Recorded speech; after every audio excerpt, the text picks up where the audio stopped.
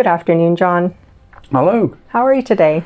We're good. Here we are in sunny Nottingham yet again. Yet again, yeah. The sun was peeking out a little earlier, but it's now become, as it should for this time of year, a little bit grey. Yes, suitably rainy again. Yes. So We're all right because we have tea. We have tea, we have shortbread, and you can't get much better than that. You can't. So since the last time we spoke, the open day has happened. Yeah, it has, and what a great day it was. It was absolutely fantastic. 250 guests and probably 50 other people there. So 300 furious gamers having the time of their life, and lovely to meet everybody. Some seminar questions and people asking all about all sorts of stuff, and I think everybody went home feeling very happy. It's certainly a great day. It was a fantastic day, and I already can't wait till next year. Good. Says a lot of people, actually. Have you had much feedback? Yes, tons. Oh, good. Yeah, absolutely. Everybody really had a great time. Not one complaint that I've seen. Good. Also, we've had the big bolt action release. Yes. And that has gone really well. Bolt Action 3, they've had to reprint it already, which is always good news.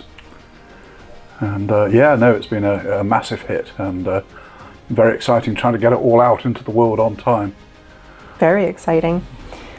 So I've seen that we've had some people filming that have come from not France. People, Frenchies. Frenchies. We've got 3 Frenchies come round. 3 lovely guys who've come over from France because they're interviewing me and Robin about the Talking Miniatures book, because they're going to produce it in French. And so they're over filming, and whilst here they're talking to Andy Chambers if they can, and Jervis and Rick and the Perry twins and the usual suspects down at Mantic as well with Mr. Renton. And then they're going to be doing a certain amount of photography in our factory. So we'll put out a feed for that over time. You can have a look and see what they filmed. That's very exciting. Yeah, it is. It's coming out in a whole nother language. Oh yeah, no, it's it would be great. And other news. Paul Sawyer, his Sergeant Sawyer model, is dressed as an airborne sergeant. I think we sold 1,700 of those by now at £10 each, so 17 grand, and every penny's going to go to his charity. So it's a great success, and thanks to everybody who's been buying one. It's been very moving. Thank you. So what have I bought today? This is a Rettensbuoy. That's a very poor pronunciation of a German title. But this is for the cruel seas, 1/300th scale. And Ernest Udet, the German flyer, realised that during the Battle of Britain, they're going to have a lot of bombers and fighters going down in the English Channel. And if you landed in the Channel, you only had a 2 or 3 hours survival because of the cold water. And so he came up with the idea of having these life buoys. So he built a couple of hundred of them and moored them out in the Channel, painted them bright yellow with big Red Cross symbols on them. And so they were designed so that if let's say a Heinkel crew get forced down, they know the position of where this life buoy could be, get in their dinghy and paddle for a mile or two, however far, and clamber aboard this couple of meters tall tower. And inside is a really warm, it's got bunk beds and a cooker and some brandy, cigarettes, and even board games in case you get a bit fed up in your buoy. And they were checked upon once a day by the German E-boats, or their float planes would go past and see if they were manned. And they had a radio in there and signalling rockets.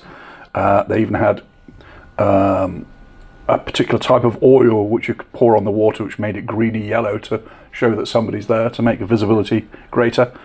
And a striped flag, so you could show that somebody was in. And there were a few skirmishes over these things because, of course, they were quite useful for British pilots as well if they got shot down. So there was a bit of argy-bargy with the various E-boats and speedboats fighting each other to find out whose pilots are in where. It'll be a really good scenario for cruel seas. You can have that one on me for free. But this is available now from Skytrax Miniatures. If you have a look on the Skytrax website, and you'll see that the British also developed one, a bit more like a boat. We also use them as well. There's one at the Maritime Museum in Scotland, I think, the only remaining one. And if you want to see one of these things, this Udet buoy, I think there's one being restored in Holland, is what Wikipedia told me. But great ideas for a game of Nab the Pilot. Right. Right. For those of you who have seen Melissa and me doing some of these videos, you know that I've got a penchant for the Spanish. And here's the 11th units. Now I've got 11 regiments of Spanish. Actually, it's not true. I've got 11 battalions of Spanish. The Spanish army in the peninsula was made up of 35 infantry regiments. And the 1st battalion carried just the one flag here, the Coronela, which is a sort of a crown, I suppose, must be Spanish for crown, and is made up of half grenadiers in those wonderful bearskins and half fusiliers, just with the nice red cocked hats. And that's how they came. So this is the 1st battalion, and the 2nd battalion, you'll see here, it's got the Cencila, excuse my Spanish, which is the Red Cross, kind of St. Andrew's Cross, and the Coronella as well. So they carried 2 flags in the 2nd battalion. I don't know why they did that, but that's what they did. And they're in their lovely white uniforms. You get an extra model as well, depending whether you want to put 2 flags in. We're kind of like that. But I just can't help but paint those up as well, perhaps use them as skirmishers. But yeah, they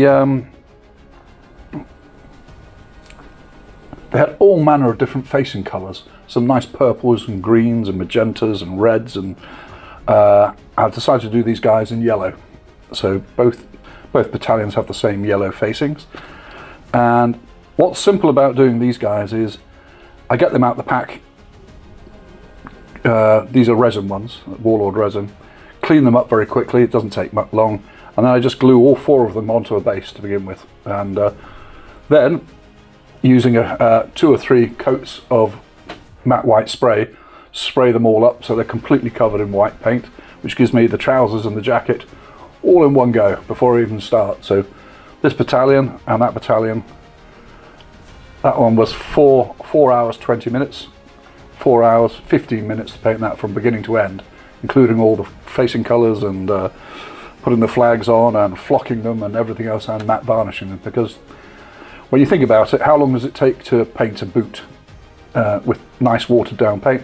Oh, I don't know, 15 seconds. So you know, 30 seconds per model to do those models, and you've got 24 models in the thing. It doesn't take long when you do it like that. The backpack probably takes 10 seconds. So, you know, 10 seconds times 24 models, not very long. And just do it like that, and just do it in the production run. And always try and save your standard bearers and officers for last, to give you something exciting to work towards. A little more detail. A bit more detail and a bit more love in those. And that's impressive. I mean, honestly, you wouldn't know.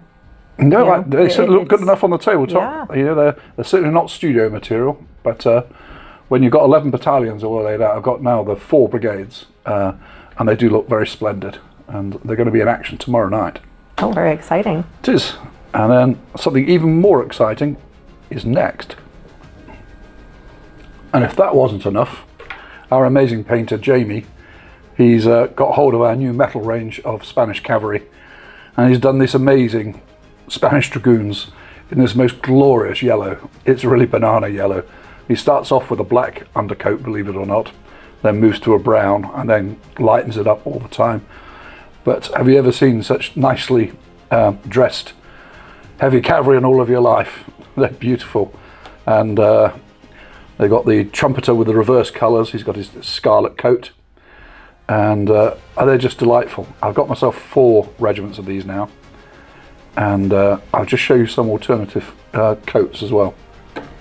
And Jamie, because he's a great show-off, he's also, they had many different colour schemes for their cavalry. So another different vest type there. And we've got the King's Regiment of Royal Dragoons in a delightful blue, and the Queen's Regiment in spectacular scarlet as well. So your Spanish cavalry, though it wasn't terribly effective on the battlefield, it has to be said, and there weren't very many of them, but they do look splendid. So you can now complete your Spanish armies. We've got foot artillery, horse artillery, guerrillas, lots of infantry, and now we've got all the cavalry that you need as well. So let's get Spanish army on the table. Exciting. It is. Well, Nice to talk to you all again. Thank you very much. Thanks so much for your time, John. Cheers, Melissa. Bye. Bye.